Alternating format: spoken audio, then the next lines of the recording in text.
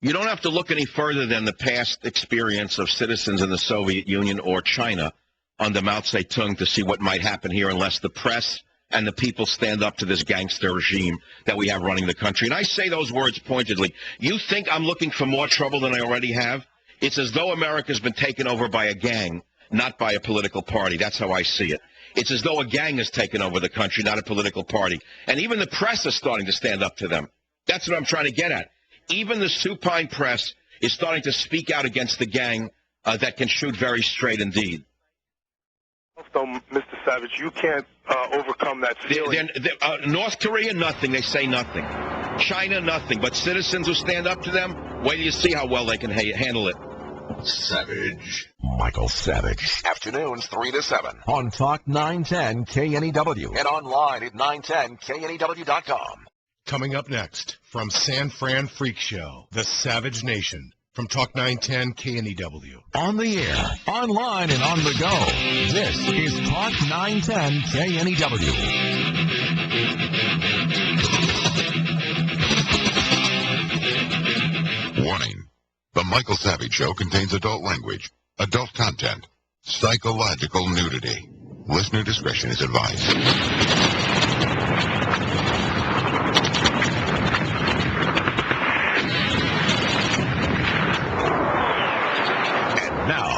America's most exciting radio talk show, The Savage Nation.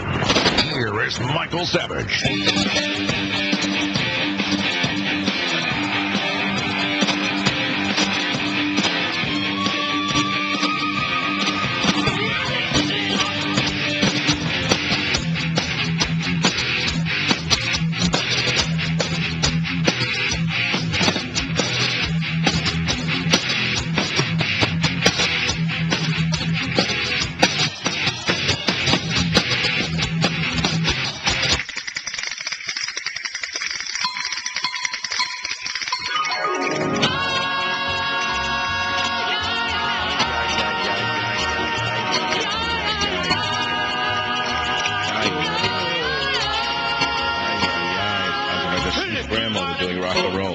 I thought it was rock and roll. Sounds like a professional mourner. How are you? What's up? What's up? What's up, Barney Frank? I was grown up. Even Helen Thomas, the 89-year-old crone who hates conservatives, military, police, and America, was pissed off at the spokesmouth for Obama. Listen to clip 7. She stood up to him. You got to give her credit. I don't say it to you people who call for openness and transparency. I haven't even heard the questions. It doesn't matter. It's the process. You have left on You hear the giggling? Even if there's a tough question, it's a question coming from somebody who was invited or who has screened. All right. So these are the supine members of the midstream media, shocked finally at the behavior of Obama and his spokesmouth Gibbs in pre-picking people, pre-picking questions, and Peter Piper picked a pack of pickled peppers. You know, Obama commenting not on North Korea, not commenting on Barney Frank wanting not to return top money from taxpayers as the law requires, but changing the law so we can steal the money and redirect it towards housing projects that Acorn can benefit from. And Obama not speaking about North Korea. Instead, Obama in clip 10, listen to clip 10, you're not going to believe it. I think that Michael Jackson will go down in history as one of our greatest entertainers. I grew up on his music. Oh! All his stuff on my iPod. That's all. Now we understand. Now we got it. Now finally, the picture's starting to become complete. Not Chopin, not Beethoven, not even Mantovani. He grew up on Michael Jackson. So now, in other words, you got what you paid for here. That's all. Speaks well, got a nice voice, dresses well, looks good. But his music favorite is Michael Jackson, not Ludwig van Beethoven. It gets worse than clip 11. You know, I think that his brilliance as a performer also was paired with a tragic and... All right, turn it off. I can't listen to this guy anymore. I really wish to God Bush would come back. Bush's dyslexia, by comparison, is more literate than this man's false literacy in the sense that what Obama says, although it's spoken well, is more gibberish than Bush's mangled sentences. Does that say it? Does that say it clearly enough? Bush mangled the English language like no one in history in the presidency, right? But compared to what Obama says and what he talks about and how he says nothing, when the teleprompter's not running, I'll take Bush. The United States is looking forward to eating Indian mangoes.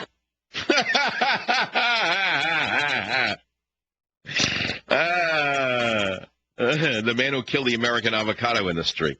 I don't even like avocado anymore. I lived on them for years. I ate avocado, tomato every morning on a bagel for year in and year out. Then years later, I read that, and I didn't know this. I intuitively knew it. Must be an Aztec gene or something, a little Incan blood. I lived on avocado smeared on a bagel with tomato. I knew about lycopene 15 years ago. I wrote about it. But you combine the tomato with the avocado and you magnify the health benefits of either fruit. It was discovered years later. But since the avocados are no longer raised in California, but they're raised south of the border, down Mexico way, and since, as you well know, they fertilize their crops in Mexico with a certain byproduct of the human body, and the pesticide use in Mexico is on a level of any other third world nation, which means it's toxic.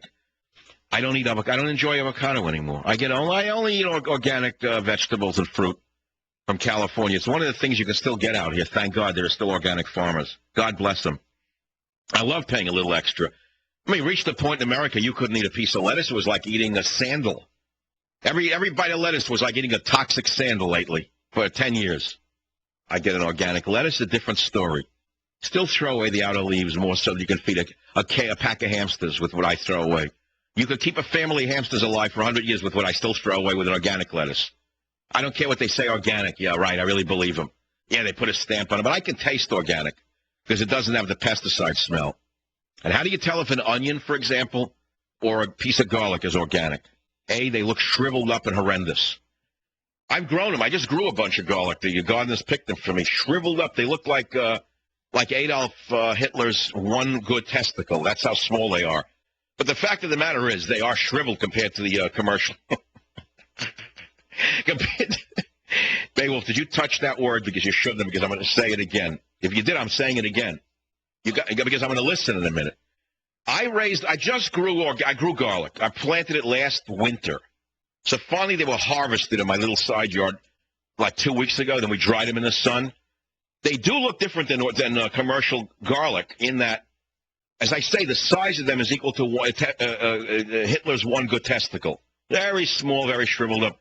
The taste is good, though. Very pungent, very sulfury. Now, how you can tell if a commercial garlic really is organic, even has a label, okay, that's a lie because they smear off the Obama health inspector.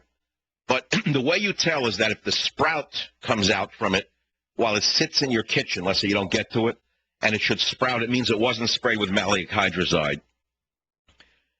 Or same with your onion. You love to see an onion sprout once in a while. That's a healthy sign that it wasn't sprayed and cauterized in essence. So I love to eat sprouts, onion sprouts, garlic sprouts. Why am I telling you this? Because it's very interesting. It's important.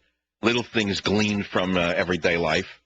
I know the big and the little. If I tell you Barney Frank wants to steal TARP money, you can take that to the bank. Well, excuse me, not to the bank, but you can take that to the mental bank. If I tell you North Korea fired 4 missiles and our president talks about Michael Jackson because he's a complete and total front man for Goldman Sachs and other moneyed interests, you can take that to the bank. You get it? All right, what's the difference? Let's go to Ed in Phoenix, Arizona. Go ahead, Ed. What's on your mind? Mike, it's such a pleasure to talk to you. From your It should be, because you go crazy with the world as it is out there without me. You got me going, buddy. You got me going.